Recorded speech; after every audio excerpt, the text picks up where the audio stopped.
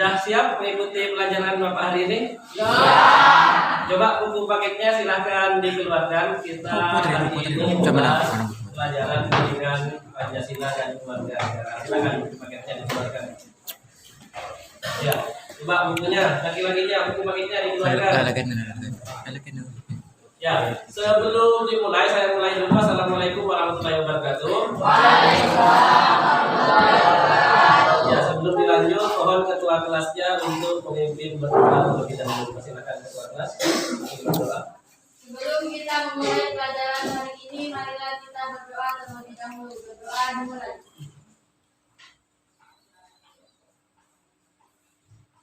Berdoa selesai. Ya, jadi pelajaran kita hari ini kita akan belajar tentang kasus pelanggaran HAM di Indonesia. Sebelum ke materi, Bapak akan ngecek kehadiran kalian terlebih dahulu. Bapak panggil satu-satu nanti. Ahmad Khairul Ardiansa, Hadir Pak. Ahmad Nabil, Sakit ya Nabil, Tiba. Ahmad Faisal, Ahmad Nabil, Ahmad Sofwan, Afiqur Rahman, Agil, Ais Yulis Fitra, Ais Yulis, ulang, izinnya, Alif Alvin, Alifian Nur Rahman, Asni, Dela,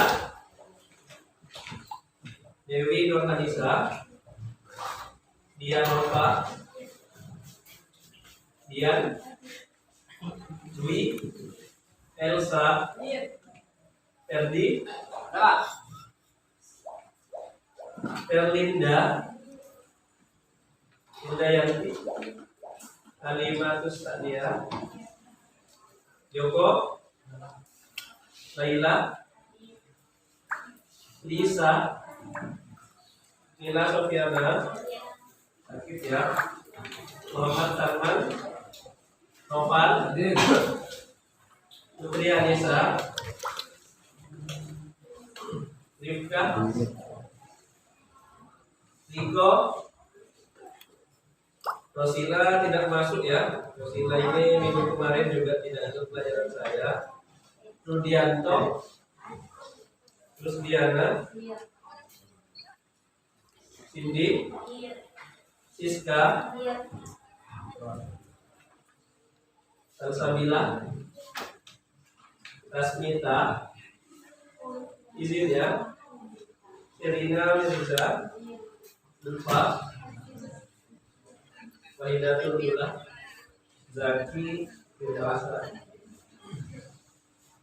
Ya, untuk pembelajaran kita hari ini ternyata banyak yang izin maupun banyak yang sakit ya. Semoga yang sakit segera diberikan kesembuhan. Karena seperti yang kita ketahui bersama bahwasanya minggu depan kita sudah masuk penilaian akhir semester. Dan juga untuk materi kita hari ini adalah materi kita yang terakhir di semester ganjil, yaitu kasus pelanggaran HAM di Indonesia. Kemudian sebelum ke materi, di sini Bapak punya yang namanya motivasi buat kalian. Yang mana motivasi di sini disampaikan oleh Nelson Mandela. Kenal dengan orang ini? Tidak. Kalau kemarin kita sudah bahas Mario Teguh motivasinya, hari ini Nelson Mandela ini salah satu juga mantan presiden Afrika, yang mana beliau mengatakan pendidikan adalah senjata yang paling mematikan di dunia. Ya, kata-kata dari Nelson Mandela ini katanya pendidikan adalah senjata yang paling mematikan di dunia. Karena dengan pendidikan Anda ataupun kalian dapat mengubah dunia. Artinya apa? Saking pentingnya pendidikan, di sini dituliskan katanya Nelson Mandela, pendidikan itu adalah senjata yang paling mematikan. Memang di sini senjata maksudnya tidak secara langsung.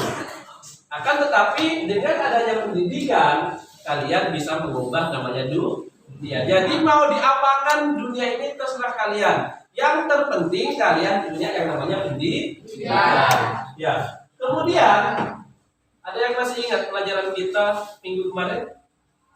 Ya.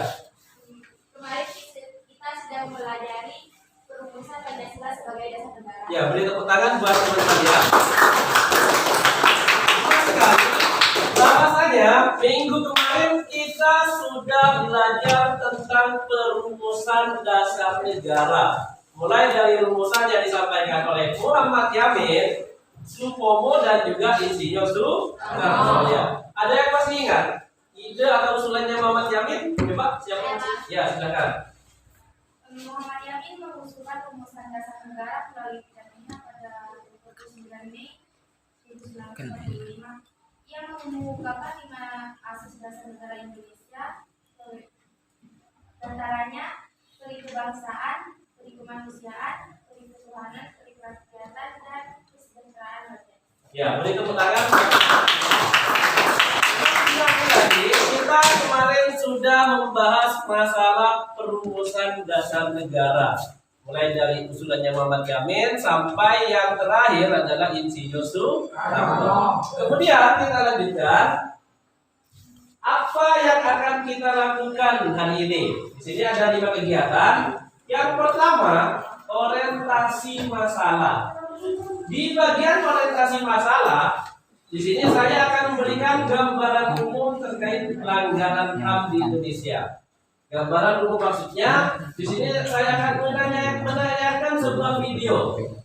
Kemudian kalian langsung menganalisis video tersebut. Baru kemudian saya akan bertanya ke kalian. Jadi apa kira-kira dari video yang saya putarkan nanti, hal apa yang kalian dapatkan tentunya. Kemudian yang kedua, di sini mengorganisasikan siswa untuk belajar. Yang mana sama dengan pertemuan kemarin, saya akan membentuk kalian menjadi beberapa kelompok.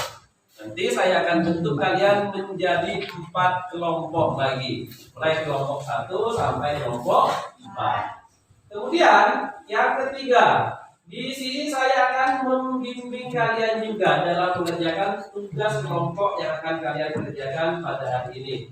Yaitu tugasnya nanti guru meminta siswa untuk menganalisis kasus pelanggaran HAM.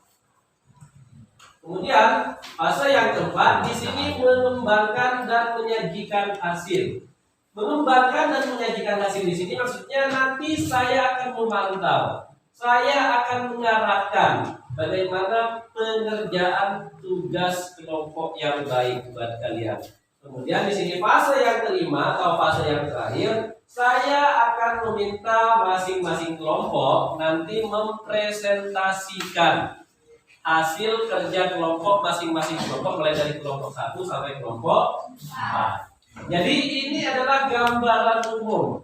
Ini yang akan kita laksanakan selama pembelajaran kita hari ini. Bisa dipahami ya? Bisa. Ya. Kemudian tujuan belajar. Jadi saya tadi sudah menyampaikan kegiatan belajar kita hari ini. Tujuannya untuk apa? Tujuannya adalah ini. Coba dibacakan. Silakan dibacakan. Joko. Tujuan belajar kita hari ini setelah mengamati video tentang kasus pelanggaran HAM di Indonesia, siswa mampu membedakan kasus pelanggaran HAM berat dan HAM ringan di Indonesia masing-masing disertai 3 contoh. Ya, jadi sudah sekali bahwasanya nanti setelah saya memutarkan sebuah video, tujuannya apa? Tujuannya ini, kalian saya harapkan mampu membedakan mana yang sekiranya kasus pelanggaran HAM berat dan juga kasus pelanggaran HAM ringan. Kita lanjutkan. Nah, kita nonton video dulu. Sebelum ke materi, saya akan menampilkan sebuah video dulu. Mohon sekali lagi video ini dianalisis. Kemudian setelah saya menampilkan sebuah video, nantinya saya akan memberikan pertanyaan dasar buat kalian. Bisa dipahami ya? Bisa. Ya.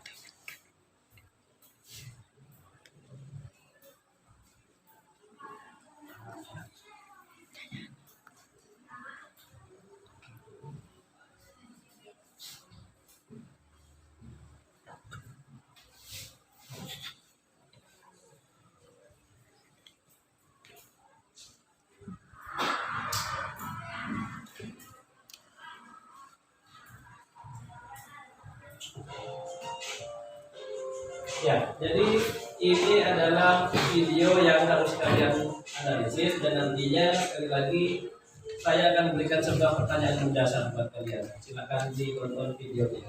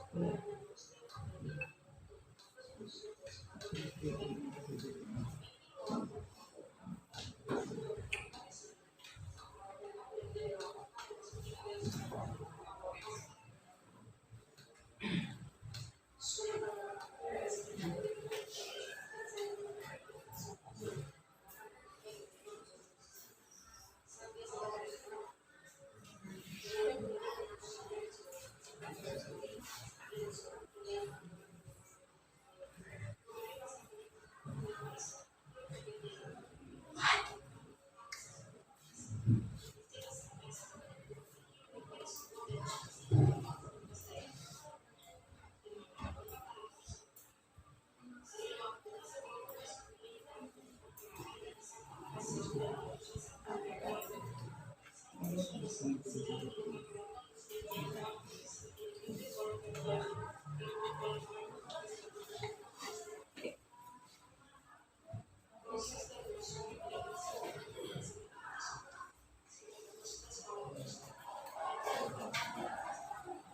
ya, kita lanjutkan. Jadi saya sudah menampilkan sebuah video yang mana dalam video tadi terdapat beberapa kasus pelanggaran HAM, mulai dari kasusnya Warsina, kasusnya Munir, dan juga terakhir kasusnya pembantaian warga Muslim di Tanjung Priok. Kemudian sebelum saya lanjutkan, saya tambahkan materi. Kira-kira dari video yang saya tampilkan, apa yang kalian ketahui tentang hak asasi manusia? Apa kira-kira itu? Ya, silakan. HAM adalah hak dasar yang dimiliki oleh manusia sejak dalam kandungan harus dihormati, dijunjung tinggi dan dilindungi oleh pemerintah, hukum dan negara. Ya, beri tepuk tangan buat. Jadi memang benar yang disampaikan oleh teman kalian tadi, HAM itu memang hak dasar yang dimiliki oleh semua manusia, baik itu dalam kandungan maupun sejak lahir. Banyak yang mengartikan pengertian HAM, ada yang mulai dari dalam kandungan, ada yang dari sejak lahir. Yang mana HAM di sini maksudnya harus dihormati, harus dilindungi, dan juga harus dijunjung tinggi. Oleh siapa? Oleh pemerintah maupun oleh negara. Jadi kita sebagai bangsa Indonesia tidak boleh mengambil hak orang lain, karena itu juga akan berkaitan dengan yang namanya pelanggaran hak asasi manusia. Ya, kita lanjutkan.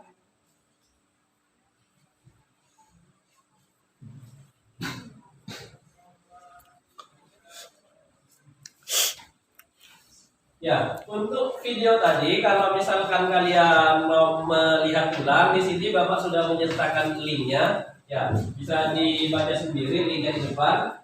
Dan juga pembahasan kita hari ini ada 3 pembahasan. Yang pertama yaitu tentang pengertian pelanggaran HAM.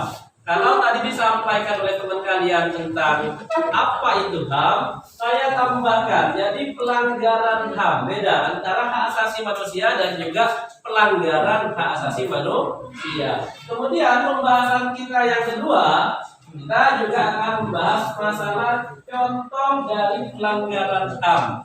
Dan yang terakhir, kita juga akan mengetahui sejauh mana pemerintah dalam mengatasi kasus pelanggaran HAM di Indonesia. Kita mulai dari pembahasan kita yang pertama,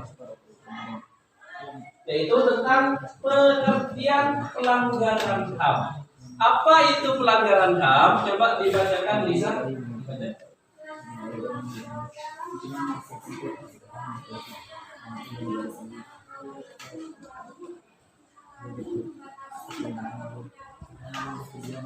Ya, jadi memang benar yang disampaikan oleh teman kalian bahwasanya pelanggaran HAM itu adalah setiap perbuatan.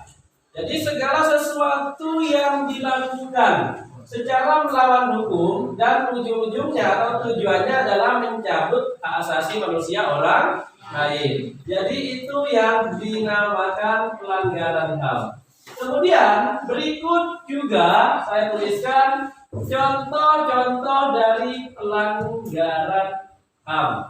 Yang mana di situ saya sudah membedakan antara mana contoh pelanggaran HAM berat dan juga contoh pelanggaran HAM ringan. Coba dibacakan, Putri.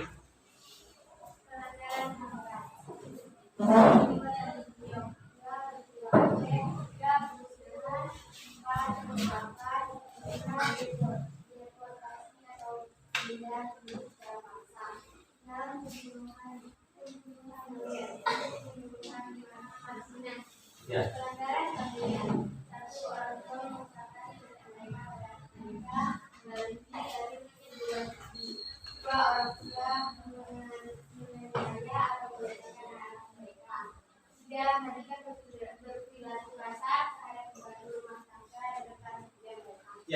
Ya, Jadi ini merupakan contoh-contoh pelanggaran HAM. Tujuan kita di awal membahas materi ini tidak lain dan tidak bukan adalah kita mampu membedakan mana yang termasuk pelanggaran HAM berat dan juga mana contoh yang masuk ke pelanggaran HAM ringan. Kalau di pelanggaran HAM berat ini identik dengan pembunuhan.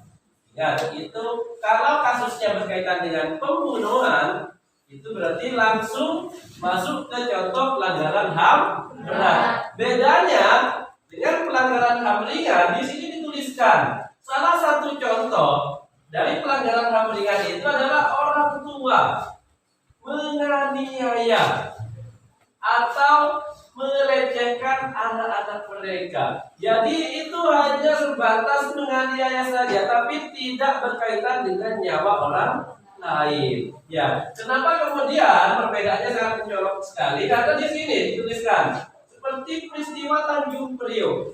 Peristiwa Tanjung Priok ini juga identik dengan pembunuhan. Sama juga dengan di sini yang namanya deportasi atau pemindahan penduduk secara paksa. Jadi orang misalkan orang Papua mau dipindah ke Jawa, kalau mereka tidak mau itu namanya deportasi karena ada kaitannya dengan pemaksaan. Jelas ya? Kemudian ini pembahasan kita yang ketiga. Jadi kita lihat sejauh mana pemerintah mengatasi kasus-kasus pelanggaran HAM yang tadi. Di sini sudah saya tuliskan beberapa upaya yang diberikan oleh pemerintah terkait bagaimana mengatasi kasus pelanggaran HAM. Coba dibacakan. Kesimpulan kita hari ini. Belum ya. Coba dibacakan. Coba. Ini masih kegiatan. Ini contoh upaya pemerintah dalam menyelesaikan pelanggaran hak dan pemilikaran kewarganegaraan di Indonesia. 1. Penegakan supremasi hukum dan demokrasi. 2. Mengoptimalkan peran lembaga. 3. Meningkatkan kualitas pelayanan. 4. Meningkatkan profesionalisme. 5. Meningkatkan kerjasama. Ya, jadi ini merupakan beberapa upaya yang sudah dilakukan oleh pemerintah terkait mengatasi kasus pelanggaran HAM di Indonesia. Yang pertama, mulai dari penegakan supremasi hukum, artinya kesamaan di depan hukum. Jadi hukum di Indonesia harusnya tidak berpihak ke yang lebih kaya atau orang yang miskin. Jadi harus ada kesamaan. Karena apa? Kalau sampai hukum kita tidak adil, otomatis banyak masyarakat yang protes menuntut keadilan hukum di Indonesia. Kemudian upaya yang kedua, pemerintah juga harusnya mengoptimalkan peran lembaga seperti misalkan Komnas HAM, kemudian KPK dan komisi yang lain. Kemudian yang ketiga di sini meningkatkan kualitas pelayanan. Maksudnya di sini apa? Ketika ada pengaduan yang dilakukan oleh seseorang, pemerintah jangan diam saja. Akan tetapi harus meningkatkan pelayanannya. Seperti apa? Maksudnya di sini adalah ketika ada laporan langsung ditindaklanjuti. Jangan sampai kalau memang tidak begitu memakan waktu itu dibiarkan begitu saja. Jadi harus langsung ditindaklanjuti. Kemudian upaya yang keempat di sini meningkatkan profesionalisme.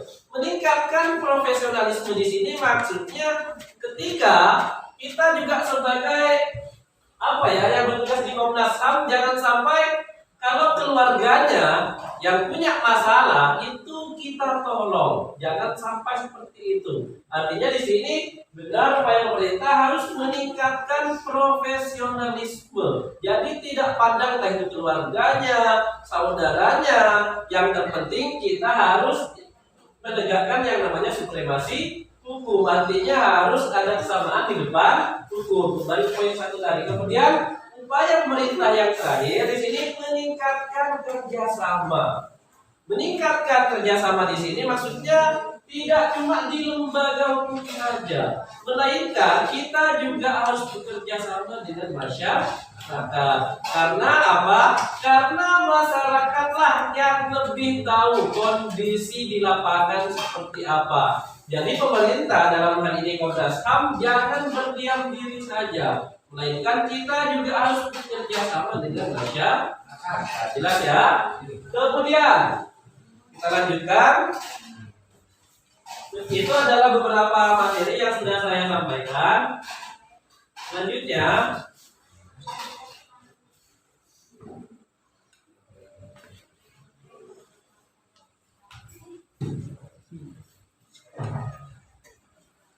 ya, seperti yang saya sampaikan tadi, saya akan membentuk kalian menjadi beberapa kelompok. Kelompok 1, kelompok 2, kelompok 3, dan kelompok 4. Yang mana nanti pembahasan dari tiap kelompok. Di sini kelompok 1 akan membahas kasus pembunuhan Marsina. Nanti kita akan telusuri seperti apa penyebabnya, kemudian Marsina ini masuk pelanggaran HAM berat atau ringan. Kemudian kita juga akan mencari tahu bagaimana upaya pemerintah mengatasi kasus Marsina ini. Sama dengan kelompok 2. Kelompok 2 nanti akan membahas tentang kasus pembunuhan Munir. Ya, kita akan mencari tahu juga. Jadi kenapa Munir ini dibunuh, kemudian upaya dari pemerintah seperti apa mengatasi kasus pelanggaran HAM terkait pembunuhan Munir. Dan kelompok 3 tragedi Trisakti, sama juga pembahasannya nanti. Kemudian kelompok yang keempat membahas tentang tragedi Semanggi. Ya, jadi untuk kelompok 1 nanti di mana kelompok 1? Bagaimana nanti posisinya? Kamu kelompok berapa? Laila? 1, 2, 3. 3 di sini. 3 siapa 3? Dia di sini ya, dia. Lu ikut sini. Bagaimana?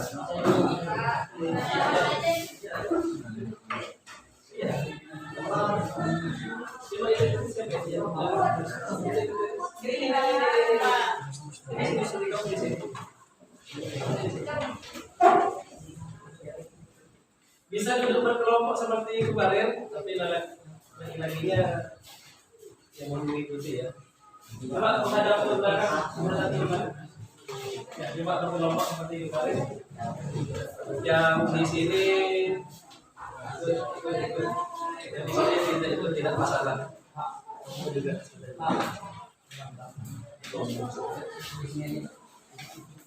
Sekali lagi mohon duduknya berkelompok seperti kemarin. Ya, kelompok 1 itu tidak masalah menghadap ke belakang. Ya, tugas yang akan kalian kerjakan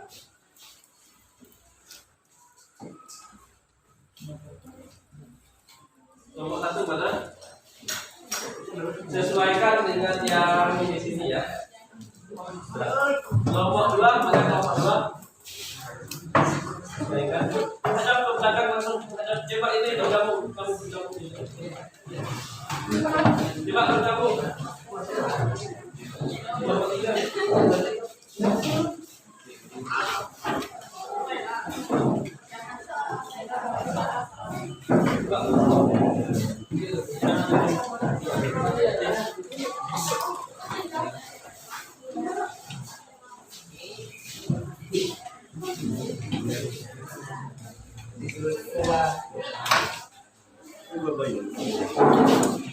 Ya, 553. Di situ coba perhatikan dulu. Coba berkelompok.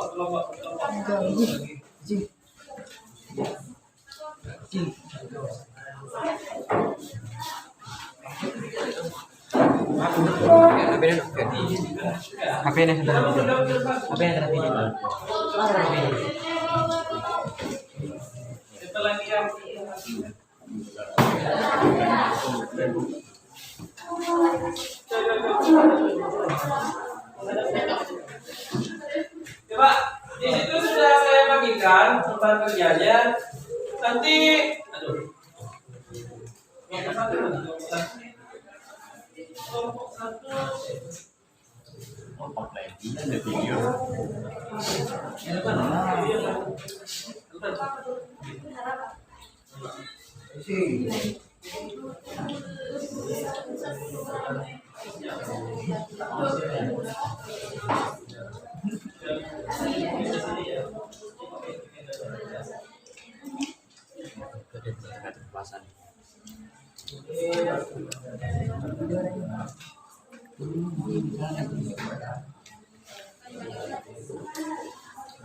kemudian di sini itu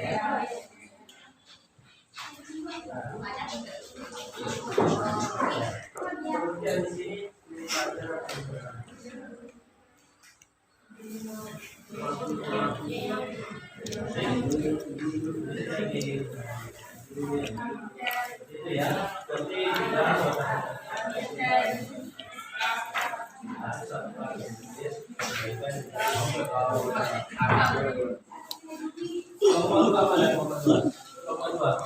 kelompok dua tugasnya adalah ya mana? Nah, kelompok dua mana? Ya, kelompok dua ini kan takdir, kita tuliskan di situ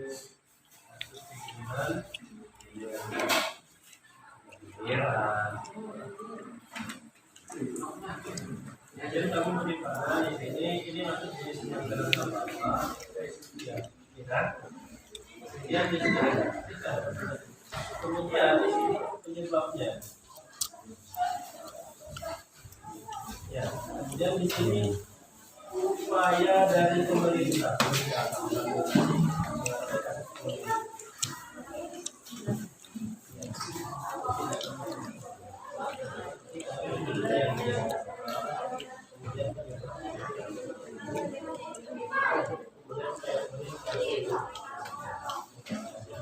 Ini bentuk badan seperti ini, tuliskan di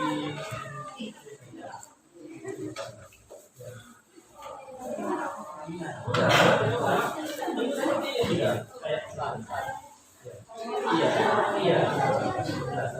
Jadi ini yang kamu bawa ke mana? Ya, kalau coba ya.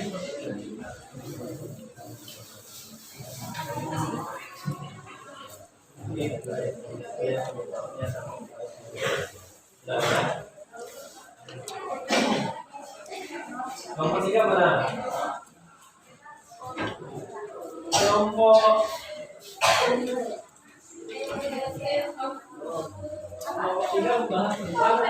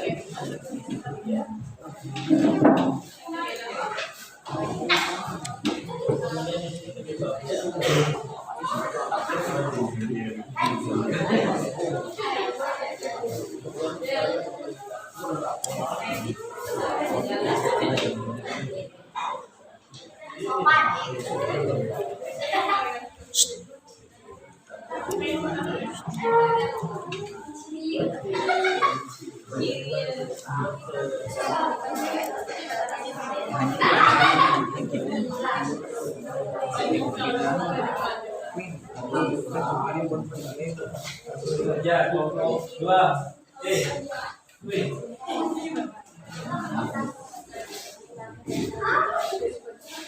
Kelompok 4 bahas kasus.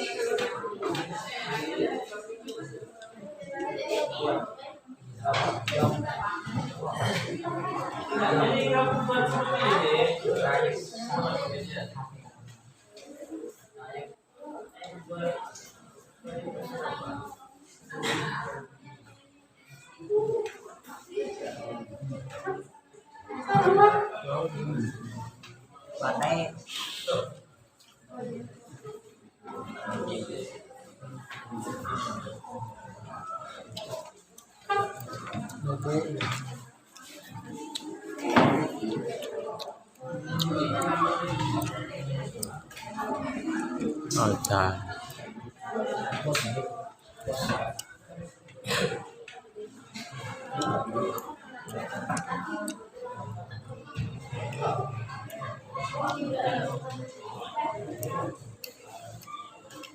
Kalau saja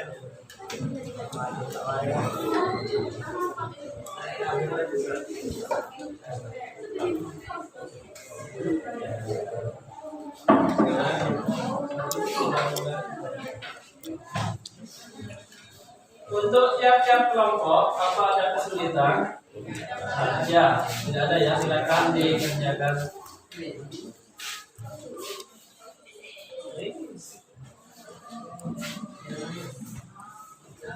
Betul.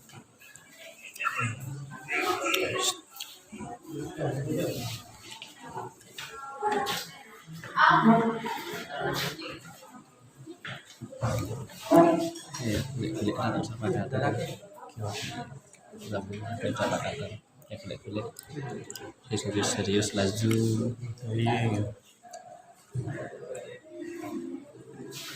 Geprin HP-nya.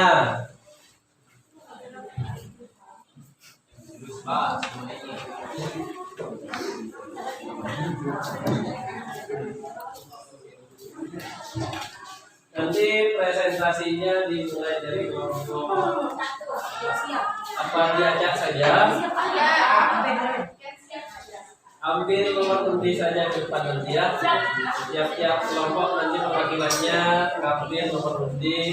Siapa yang tampil pertama? Tidak harus dari kelompok satu dulu.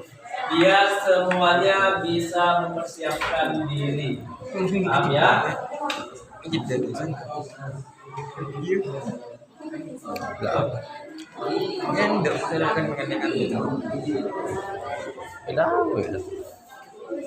banyak kalian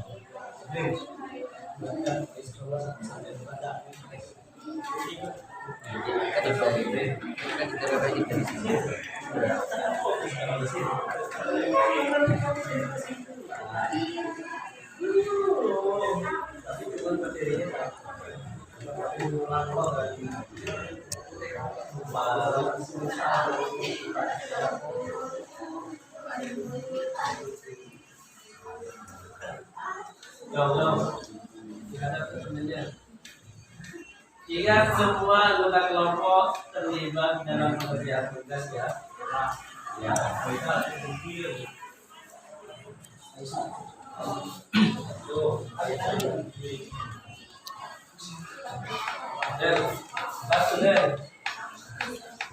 Video Pak. Video. masih dapat yang sempat Saya tadi udah Pak. Kita dari. foto gitu. Untung malah pindah nang. alhamdulillah Pak Mulon Pak dia cuma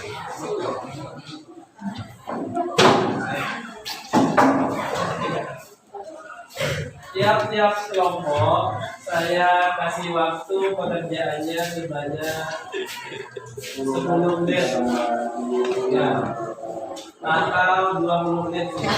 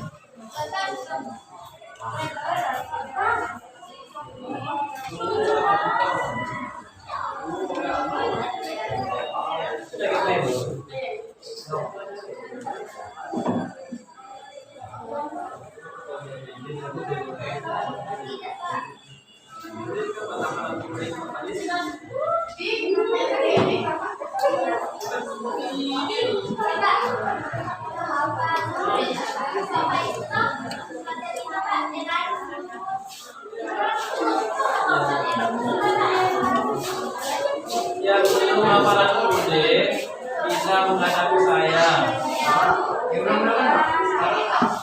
Yang belum ulangan juga jangan dari yang satu deh.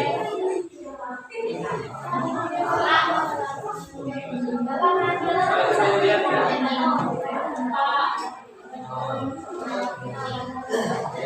Itu UD Ulfa baru 3 dan 1.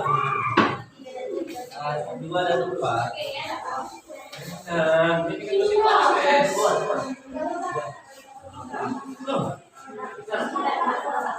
Ya berarti langsung kita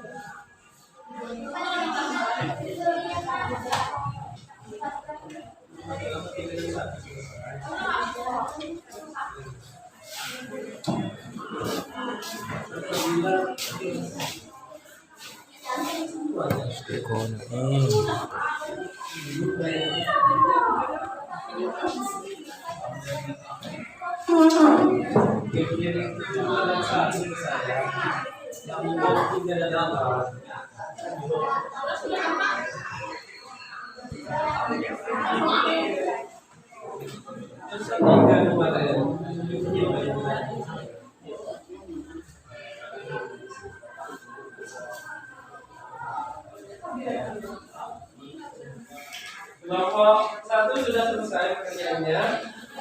Proses ya. Masih proses kelompok 1.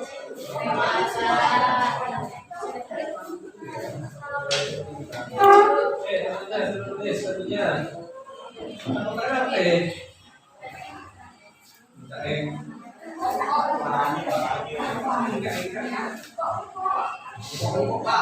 Jadi saya ingatkan ya, hafalannya masih 2 itu segera sebelum hari Jumat. Jumat kayaknya tidak ada kamera kayaknya. Tapi biasanya guru-gurunya mau pakai kostum baru. Masuk cuma paling bersih-bersih kalian.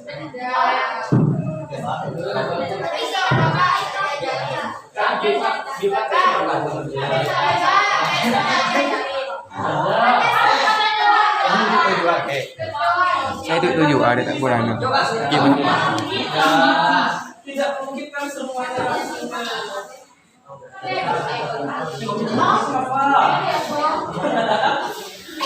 Kalau ada peraturan dari kepala sekolah, bimbing itu baru infonya. Kalau ada yang lain jangan.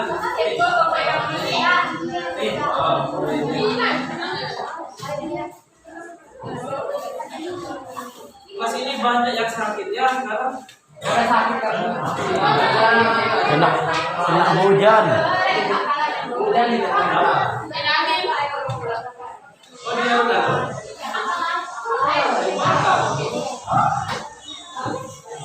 Jiwa lagi udah.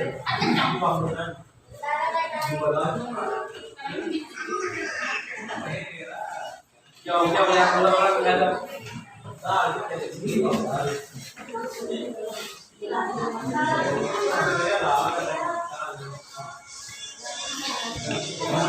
Dong, gimana masalahnya?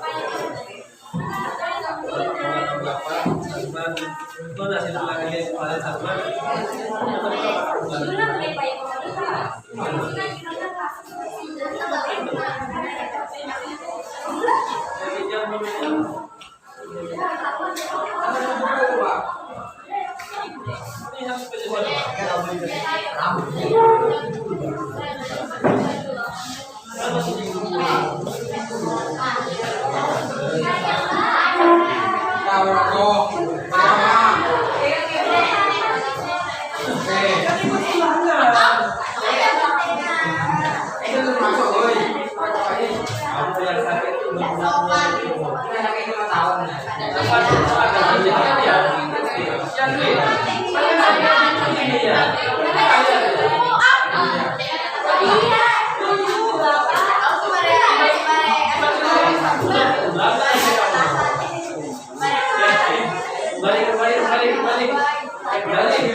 Keeps on going.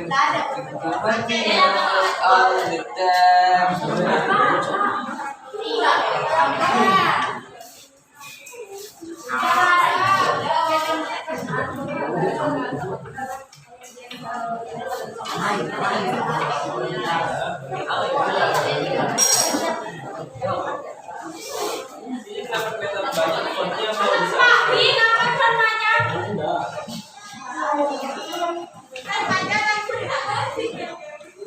Bacanya nanti bebas mau yang Oh, kebetulan guys.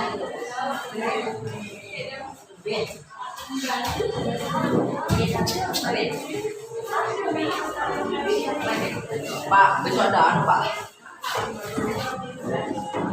Oh, besok kita ke tempat.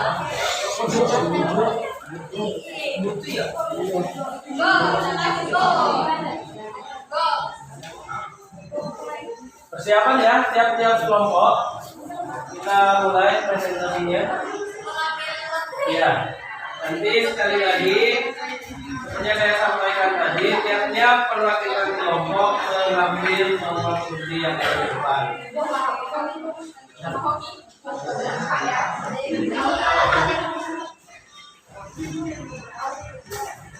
Ada di belakang kiri.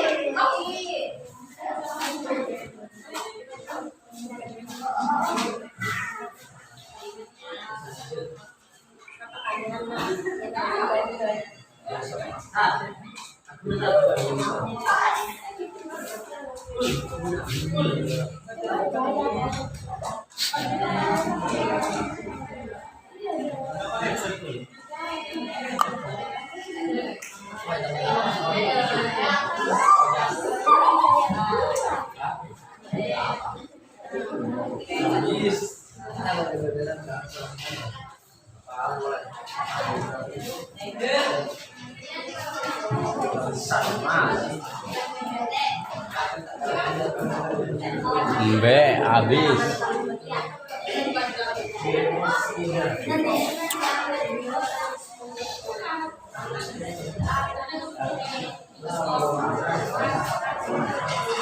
Biar dulu ya, biar ada tulisan lemnya.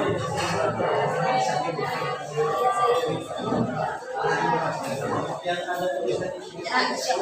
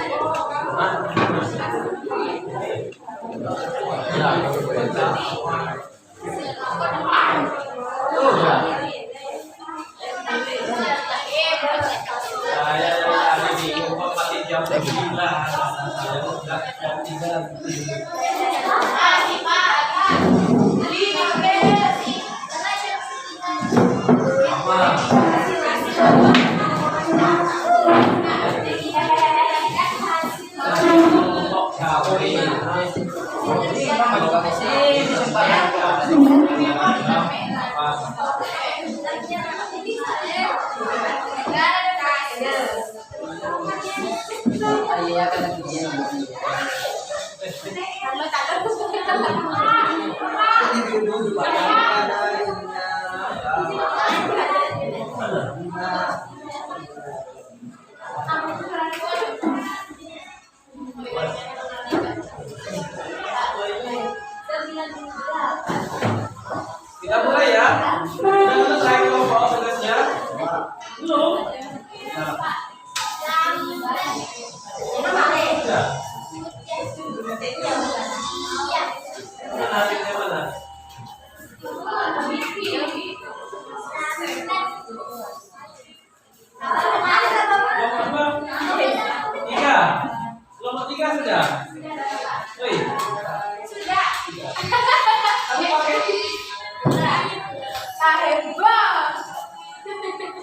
Kelompok 4 bagaimana?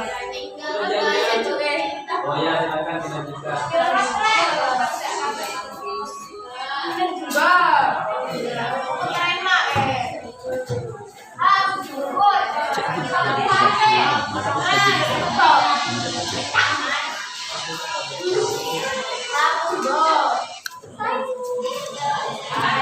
Aja nama.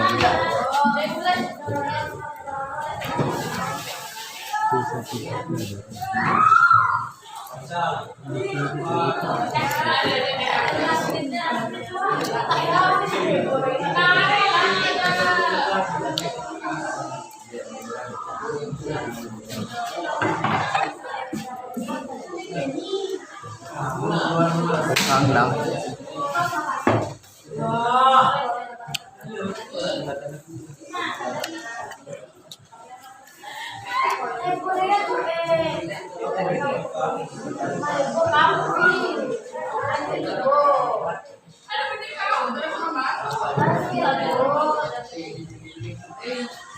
Pakai merah bulu cicip banyak kayak jin nggak tahu.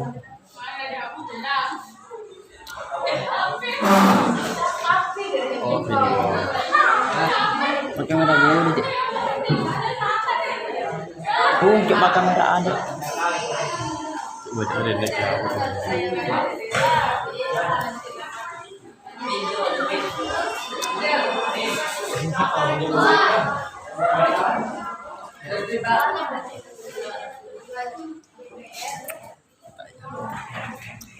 Ini ya curi.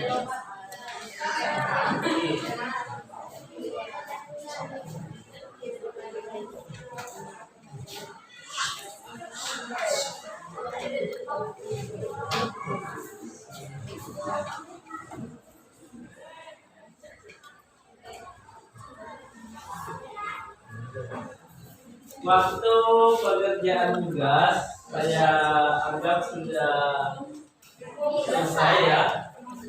Kelompok 1 saya cek kerjanya sudah. Kelompok 2. Kelompok 2 mana kelompok 2? Sudah ya. 3.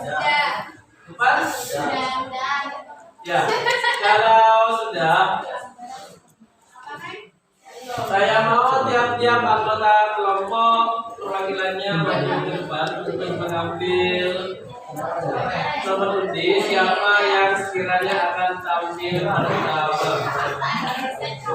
Saya mulai dari semuanya.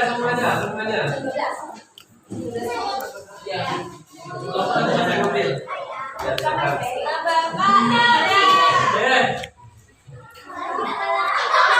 Coba kelompok 1 yang ambil. Yang ambil. Diangkat dulu. Kembali ke tempatnya. Kelompok 3. Keren SS kamu. Makanya Silakan hasil undiannya dibuka.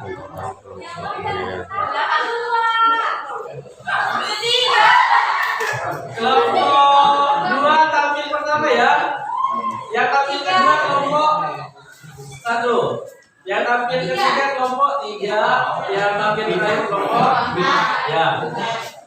Silakan perwakilan dari kelompok 1 untuk mempresentasikan hasil pekerjaannya.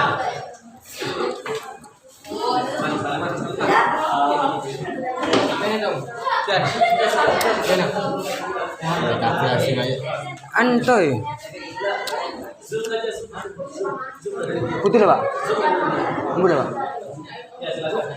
Coba perhatikan untuk kelompok yang lain, kelompok 2, kelompok 3, kelompok 4 maupun kelompok 1 harap memperhatikan penjelasan dari kelompok yang presentasi di depan. Silakan kelompok 2 membahas tentang kasus pembunuhan munir. Sekali lagi yang lain mohon memperhatikan. Silakan dimulai. Assalamualaikum warahmatullahi wabarakatuh. Berdirinya saya di sini, saya akan mempresentasikan tentang kasus pembunuhan munir. Sebelumnya izinkan saya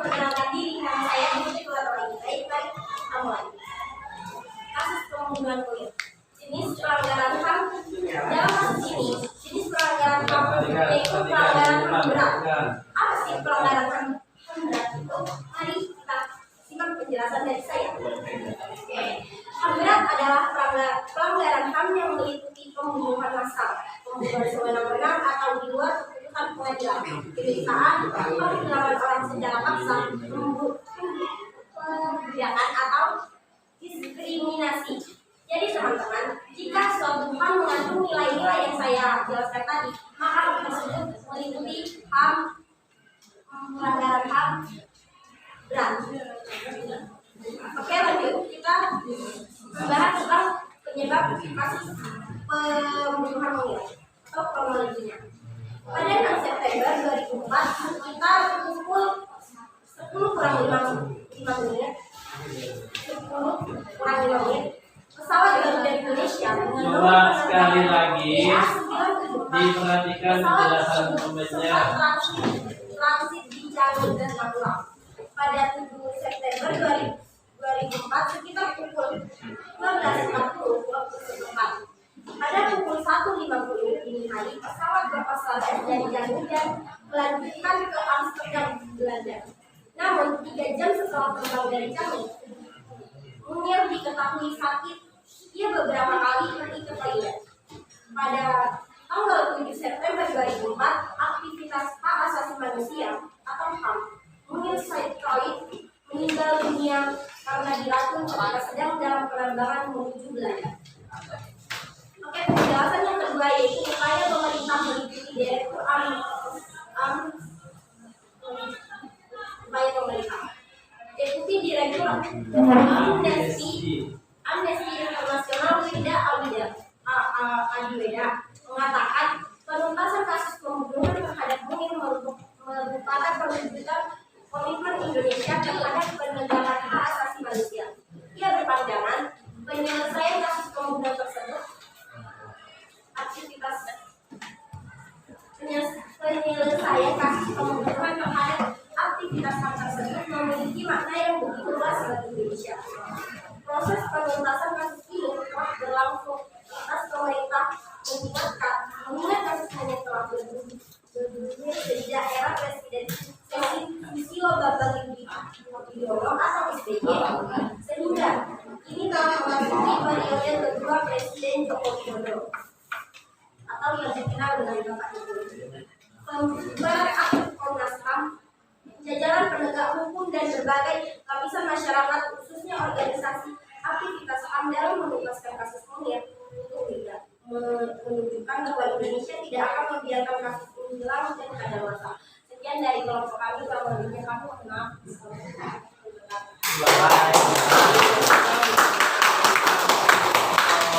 Dua, ya. Jadi kelompok 2 tampil pertama membahas tentang kasus pembunuhan Munir.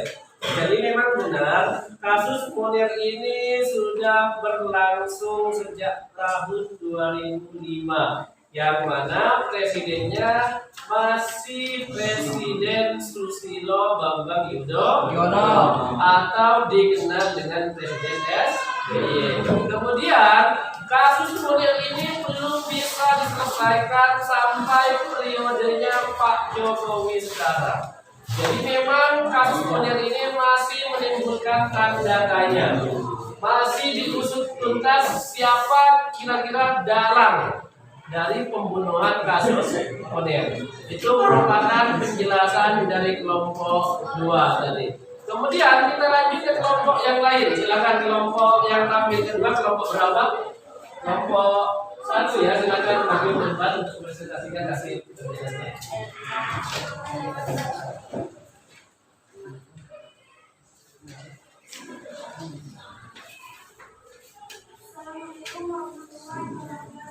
Waalaikumsalam warahmatullahi wabarakatuh.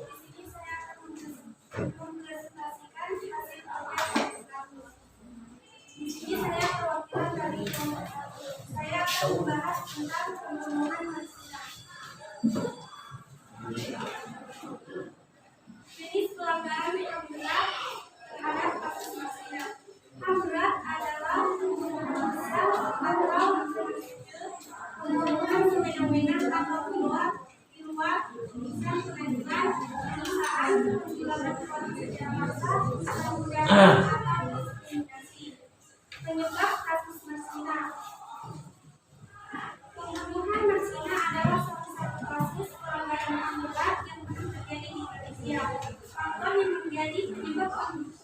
pemeriksaan terhadap Marsinah diduga pekerja aktif dan terlibat dalam aksi unjuk rasa yang menuntut agar PT Catur tetap terpaksa menaikkan gaji sebanyak 20%. Marsinah sendiri selain aktif sebagai pekerja di PT Catur Putra Perkasa, ia juga diketahui aktif sebagai pengusaha para buruh. Diduga aktivitas Marsinah ini membuat kesal semua pihak sehingga mengambil tindakan kesulitan dan menghilangkan nyawa atau sanksinya. Sampai saat ini kasus pelanggaran HAM penghilangan nyawa Marsinah ini belum mendapat titik dan semua kasus sudah dijelaskan secara rinci. Upaya pemerintah satu dengan menetapkan undang-undang HAM atau UUD Nomor 39 Tahun 1999 dengan membuat pelaku pelanggaran HAM. Tiga, meningkatkan kesadaran kepada masyarakat bahwa HAM tidak boleh dilanggar. Sekian dari presentasi bahwa kami atas kesalahan mohon dimaafkan. Sekian, wassalamualaikum warahmatullahi wabarakatuh. Baik, terima kasih sekarang untuk kelompok pertama. Kelompok satu tadi sudah menjabarkan masalah kasus pembunuhan Marsinah.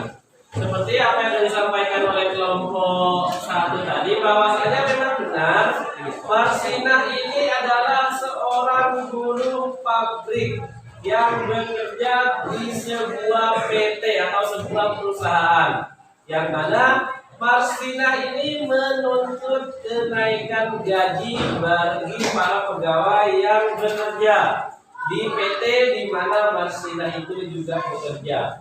Kemudian Marsinah ini juga aktif dalam melakukan sebuah demonstrasi, yang mana sekali lagi demo yang dilakukan yaitu menuntut kenaikan gaji karyawan. Ya, itu merupakan penjelasan bagi kelompok pertama yang membahas tentang kasus pembunuhan Marsinah. Kita lanjut ke kelompok yang tampil ketiga dari kelompok 3, yang mana kelompok 3 membahas kasus Trisakti. Silakan perwakilan kelompok 3 untuk mempresentasikan hasil kerjanya. Assalamualaikum warahmatullahi wabarakatuh. Waalaikumsalam warahmatullahi wabarakatuh. Saya perwakilan dari kelompok 3 ingin mempresentasikan hasil kerja kami, yaitu tentang tragedi Trisakti. Jenis pelanggaran HAM berat.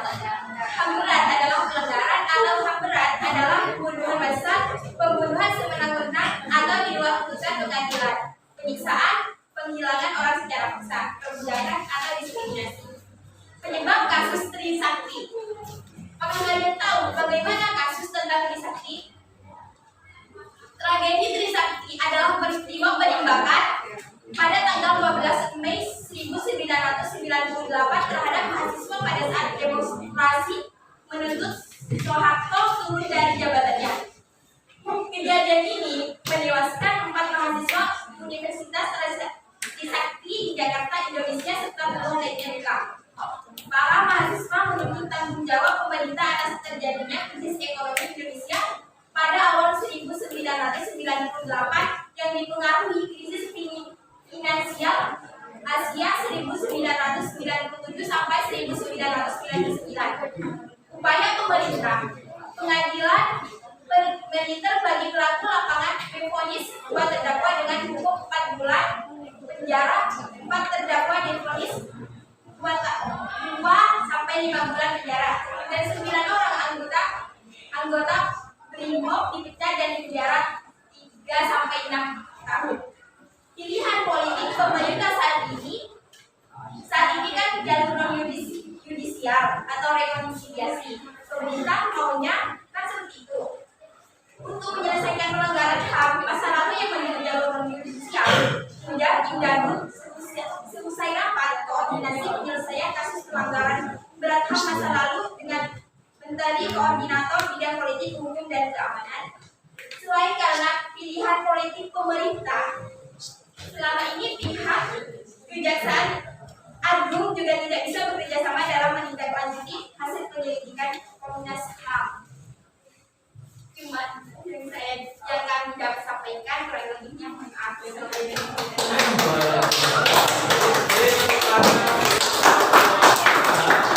Ya, kelompok 3 tadi menyinggung masalah kasus tragedi Trisakti, yang mana seperti yang kita dengar bersama, kelompok 3 menyampaikan tragedi Trisakti ini melibatkan seorang mahasiswa, yang mana mahasiswa di situ menuntut bagaimana sekiranya presiden yang pada saat itu menjabat, yaitu Presiden Soeharto, untuk turun jabatan.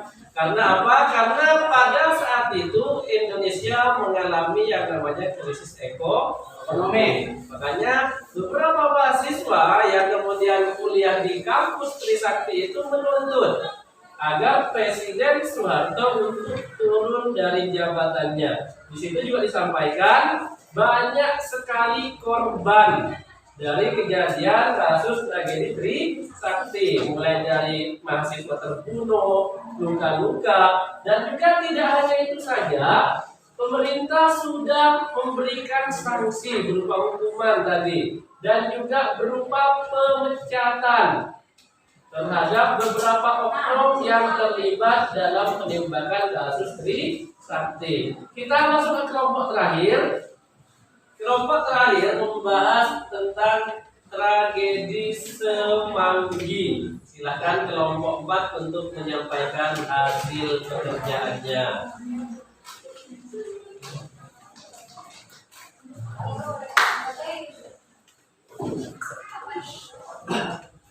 Ya, silakan. Assalamualaikum warahmatullahi wabarakatuh.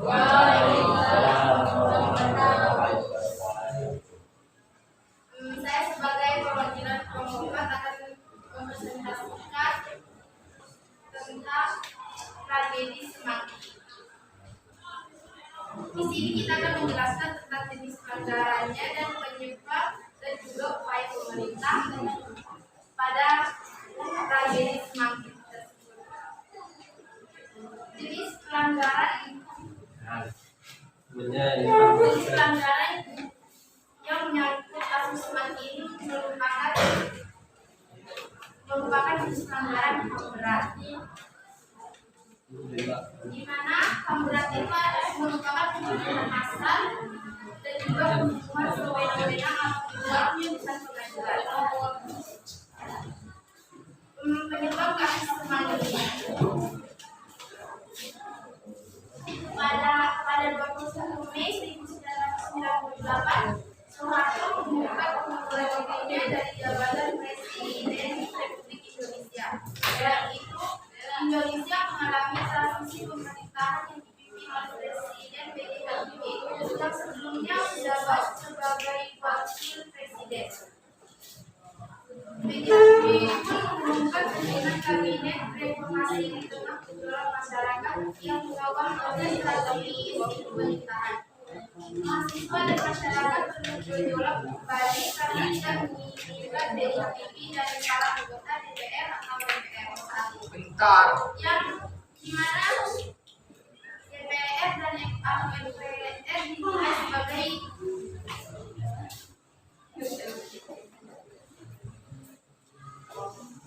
sebagai pandangan tangan orde baru.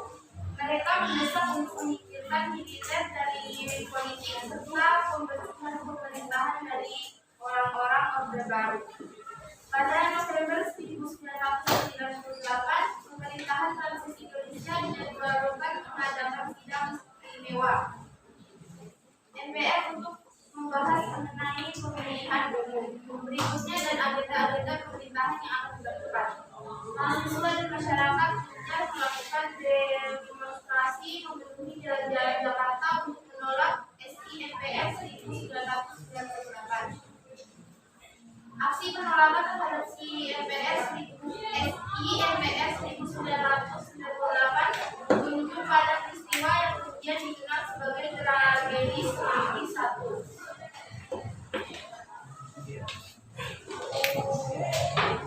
Sekian.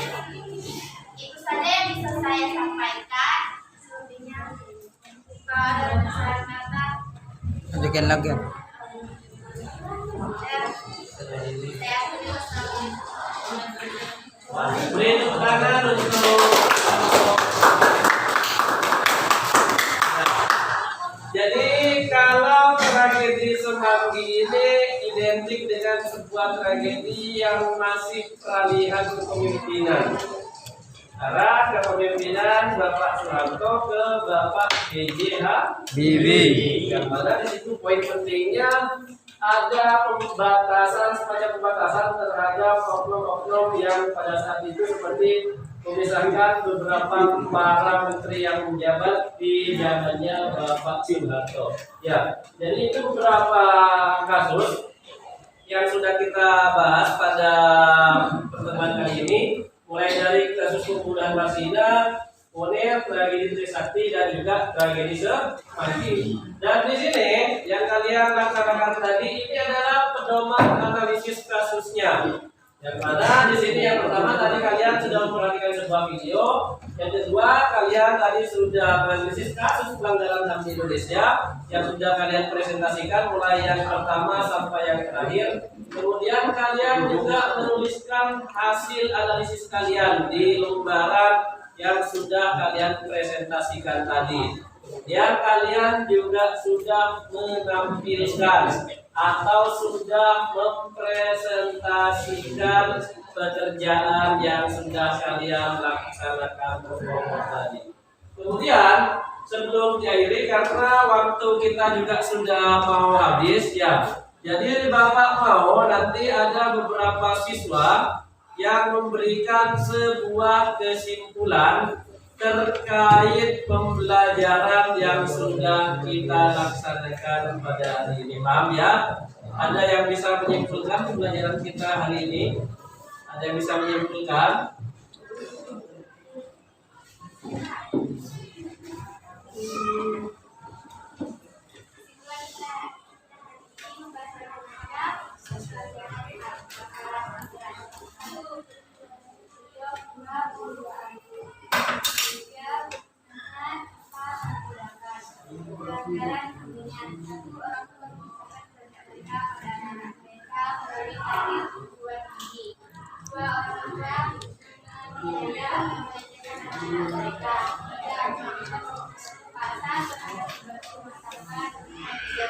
Ya, beri tepuk tangan buat memberikan kesimpulan, yaitu sudah membedakan contoh pelanggaran HAM berat dan juga contoh pelanggaran HAM ringan. Kemudian selain contoh pelanggaran HAM, mungkin ada lagi yang bisa menyimpulkan pembelajaran kita hari ini. Ya, silakan. Kesimpulan kita hari ini adalah saya pernah dalam berdasarkan satu adalah investasi dua mengoptimalkan petani gagal, tiga meningkatkan kualitas pelayanan, empat meningkatkan profesi petani, lima meningkatkan kerjasama. Ya, beri tepuk tangan buat selain dari contoh pelanggaran HAM, kemudian kalian juga sudah memberikan sebuah kesimpulan bagaimana upaya pemerintah dalam mengatasi kasus pelanggaran HAM di Indonesia. Ya, coba kembali kepada dulu, kembali ke kesimpulan, coba fokus lagi. Ya.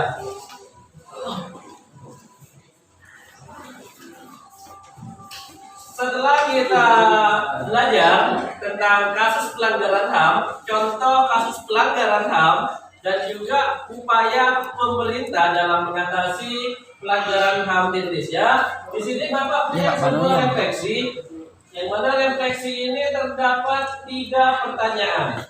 Yang mana pertanyaan ini nantinya akan Bapak kirimkan sebuah link ke kalian.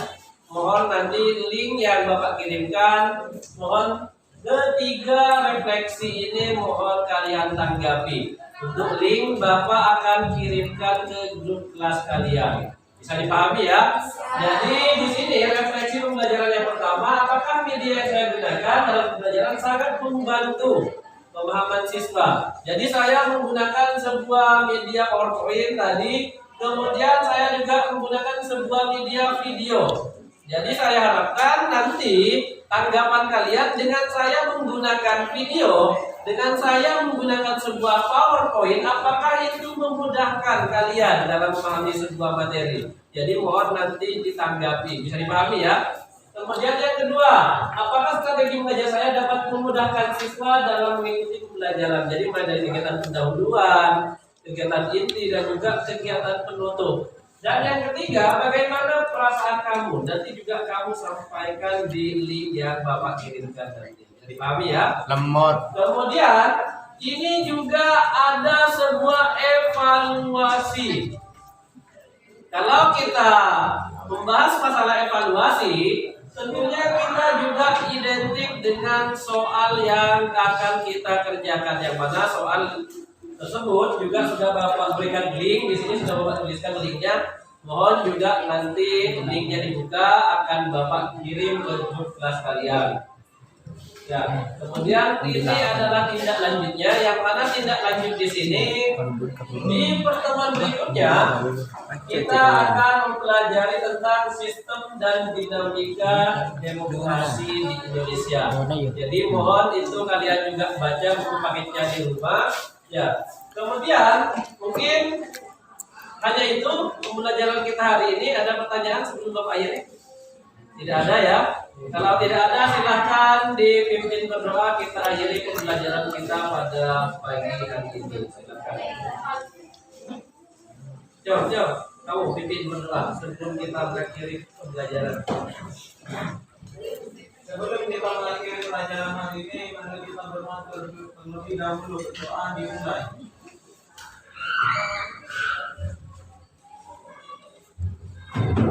Ya, terima kasih. Cukup sekian pertemuan kita pada pagi hari ini.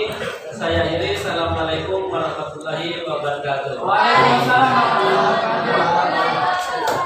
Pak.